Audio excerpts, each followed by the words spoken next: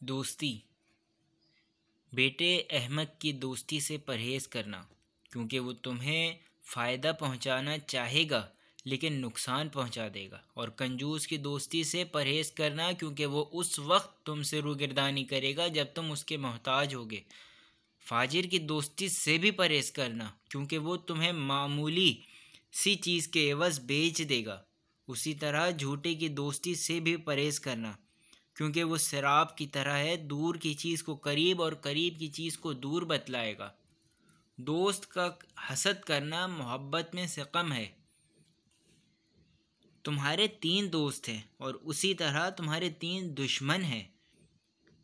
تمہارے دوست یہ ہیں: تمہارا دوست، تمہارے دوست کا دوست، اور تمہارے دشمن کا دشمن، اور اسی طرح تمہارے دشمن تمہارا خود دشمن، تمہارا دوست کا دشمن اور تمہارے دشمن کا دوست۔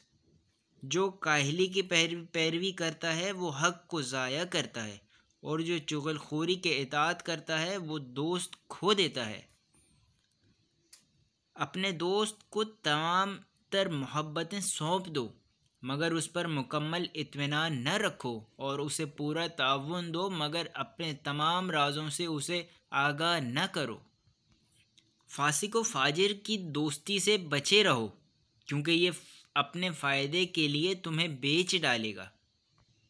دوست اس وقت تک سچا دوست نہیں ہو سکتا جب تک وہ اپنے دوست کی عدم موجودگی میں اس کی حفاظت نہ کرے، اور اس کی پریشانیوں کے مرنے کے بعد اس کی وراثت کے معاملات پر نظر نہ رکھے۔ تمہارا دوست وہ ہے جو تمہیں غلط کاموں